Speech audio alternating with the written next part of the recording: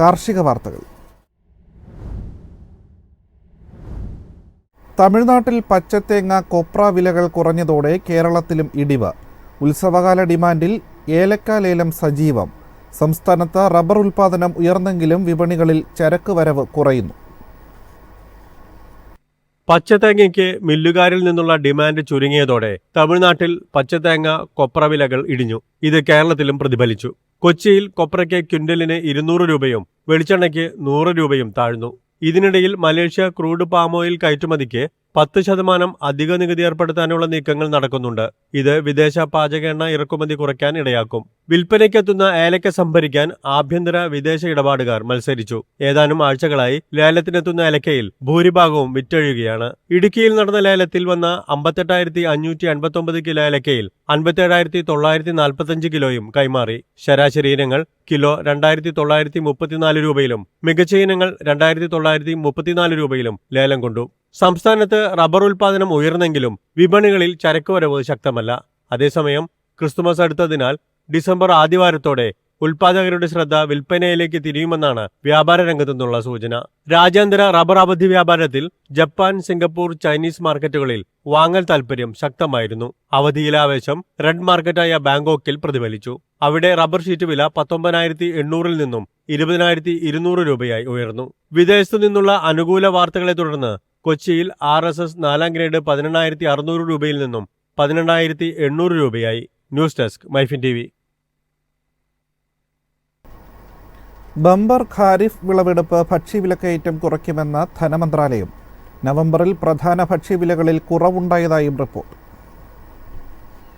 Bumper kharif വിളവെടുപ്പിന്റെ സാധ്യതകൾ വരും മാസങ്ങളിൽ ഭക്ഷ്യ പണപ്പെരുപ്പം കുറയ്ക്കുമെന്ന് പ്രതീക്ഷിക്കുന്നതായി കേന്ദ്ര ധനമന്ത്രാലയത്തിന്റെ പ്രതിമാസ സാമ്പത്തിക റിപ്പോർട്ടിൽ പറയുന്നു. നിലവിലുള്ള വില സമ്മർദ്ദങ്ങൾക്കിടയിലും മെച്ചപ്പെട്ട ഉൽപ്പാദനം പണപ്പെരുപ്പത്തെ ലഘൂകരിക്കും. ഭൗമരാഷ്ട്രീയ ഘടകങ്ങൾ ആഭ്യന്തര പണപ്പെരുപ്പത്തെയും വിതരണ ശൃംഖലയെയും സ്വാധീനിക്കുന്നത് തുടരാമെങ്കിലും നവംബറിലെ ആദ്യകാല ട്രെൻഡുകൾ പ്രധാന ഭക്ഷ്യവിലകളിൽ മിതത്വം കാണിക്കുന്നുവെന്നും റിപ്പോർട്ട് പറയുന്നു. ഉപഭോക്തൃ പണപ്പെരുപ്പം ഒക്ടോബറിൽ 14 മാസത്തെ ഏറ്റവും ഉയർന്ന നിരക്കായ 6.2% വർദ്ധിച്ചു. ഇരട്ടക്ക ഭക്ഷ്യ പണപ്പെരുപ്പമാണ് ഇതിന് കാരണമായത്. കഴിഞ്ഞയാഴ്ച ധനമന്ത്രി നിർമ്മല സീതാരാമൻ പലിശ നിരക്ക് കുറയ്ക്കാൻ ബാങ്കുകളോട് ആവശ്യപ്പെട്ടിരുന്നു. വായ്പ എടുക്കുന്നതിനുള്ള നിലവിലെ ഉയർന്ന ചെലവ് വളരെയേറെ സമ്മർദ്ദം സൃഷ്ടിക്കുന്നുവെന്നായിരുന്നു ധനമന്ത്രി പറഞ്ഞത്. പണനയം തീരുമാനിക്കുമ്പോൾ ഉയർന്ന ഭക്ഷ്യ പണപ്പെരുപ്പം പരിശോധിച്ച് പലിശ നിരക്ക് കുറയ്ക്കണമെന്ന് വാണിജ്യമന്ത്രി പീയൂഷ് ഗോയൽ RBIയോട് ആവശ്യപ്പെട്ടിരുന്നു. News desk MyFin TV. ഇന്ത്യയുടെ ഡയറി ഇറക്കുമതി സർട്ടിഫിക്കറ്റ് അനാവശ്യ തടസ്സങ്ങൾ സൃഷ്ടിക്കുന്നുവെന്ന US. കഴിഞ്ഞ വർഷമാണ് ഇന്ത്യ പാൽ ഉൽപ്പന്നങ്ങളുടെ ഇറക്കുമതി നിയമങ്ങളിൽ മാറ്റം വരുത്തിയത്. ഇന്ത്യയുടെ പുതിയ ഡയറി ഇറക്കുമതി സർട്ടിഫിക്കറ്റ് നിയമം പാൽ ഉൽപ്പന്നങ്ങളുടെ കയറ്റുമതിയെ പ്രതികൂലമായി ബാധിക്കുന്നുവെന്ന് US. അമേരിക്ക ഇന്ത്യയുമായുള്ള വ്യാപാര ബന്ധത്തെ വിലമതിക്കുന്നു. അതുകൊണ്ട് അനാവശ്യമായ വ്യാപാര തടസ്സങ്ങൾ ഒഴിവാക്കുക എന്ന ലക്ഷ്യത്തോടെ ഡയറി ഇറക്കുമതി സർട്ടിഫിക്കറ്റ് സംബന്ധിച്ച് കൂടുതൽ ചർച്ച വേണം. WTO കമ്മിറ്റിക്ക് US കഴിഞ്ഞ ആഴ്ച സമർപ്പിച്ച ഒരു നിവേദനത്തിൽ പറഞ്ഞു. 2023 മാർച്ച് 31 പാലും പാലുൽപ്പന്നങ്ങളും ഇന്ത്യയിലേക്ക് ഇറക്കുമതി ചെയ്യുന്നതിനുള്ള നിയമങ്ങളിൽ മാറ്റം വരുത്തി.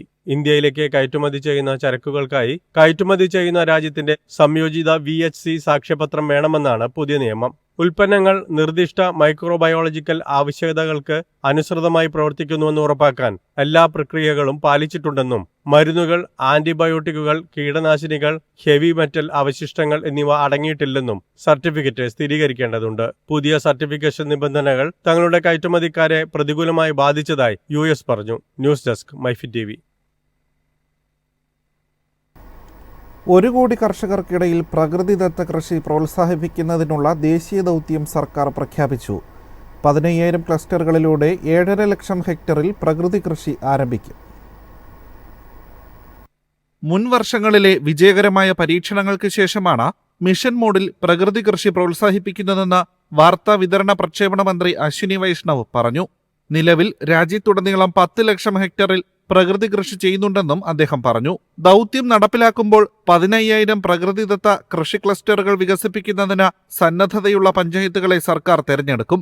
വിത്ത് മൂലധന സഹായമായി 1 ലക്ഷം രൂപ നൽകി പ്രകൃതി കൃഷി ഉൽപ്പന്നങ്ങൾ വിതരണം ചെയ്യുന്നതിനായി 10,000 ജൈവ ഇൻപുട്ട് റിസോഴ്സ് സെന്ററുകൾ സ്ഥാപിക്കാൻ പ്രോത്സാഹിപ്പിക്കുമെന്നും മന്ത്രി പറഞ്ഞു. കാർഷിക സർവകലാശാലകളിലും കൃഷി വിജ്ഞാന കേന്ദ്രങ്ങളിലും 200 പ്രാദേശിക പ്രകൃതി കാർഷിക സ്ഥാപനങ്ങളിലും 30 പേരടങ്ങുന്ന ഒരു ബാച്ചിൽ 18.75 ലക്ഷം കർഷകർക്ക് പരിശീലനം നൽകും. ബ്ലോക്ക് തലത്തിൽ 30,000 കൃഷി കമ്മ്യൂണിറ്റി റിസോഴ്സ് പേഴ്സൺമാരെ ബോധവൽക്കരണത്തിനും ക്ലസ്റ്ററുകളിൽ സന്നദ്ധരായ കർഷകരെ അണിനിരത്തുന്നതിനുമായി നിയോഗിക്കും. പദ്ധതിയുടെ പുരോഗതി നിരീക്ഷിക്കാനും ട്രാക്ക് ചെയ്യാനും ഒരു ഓൺലൈൻ ഡിജിറ്റൽ പ്ലാറ്റ്ഫോം സജ്ജീകരിക്കും. പ്രകൃതിയെ അടിസ്ഥാനമാക്കിയുള്ള സുസ്ഥിര കൃഷി സമ്പ്രദായങ്ങൾ പ്രോത്സാഹിപ്പിക്കുക, ബാഹ്യമായി വാങ്ങുന്ന ഉൽപ്പന്നങ്ങളുടെ ആശ്രിതത്വം കുറയ്ക്കുക, മണ്ണിന്റെ ആരോഗ്യം എന്നിവയിൽ ശ്രദ്ധ കേന്ദ്രീകരിക്കുക എന്നതാണ് ദൗത്യത്തിന്റെ ലക്ഷ്യം. News desk MyFin TV.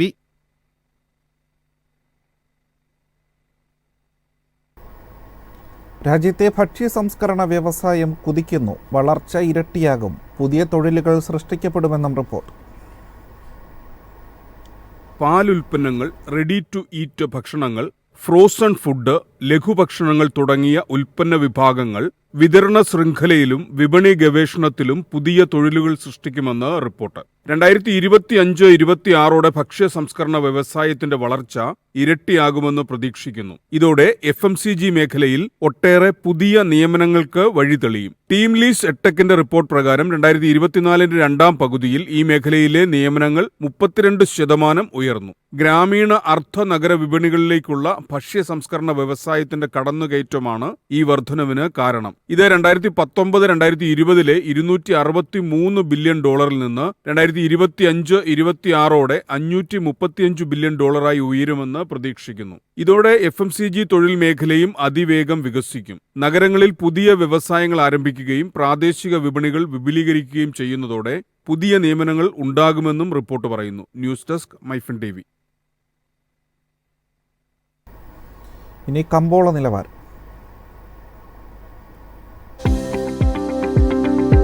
ഇന്നത്തെ കമ്പോള നിലവാരം. RSS 4 186, RSS 5 183, latex 123.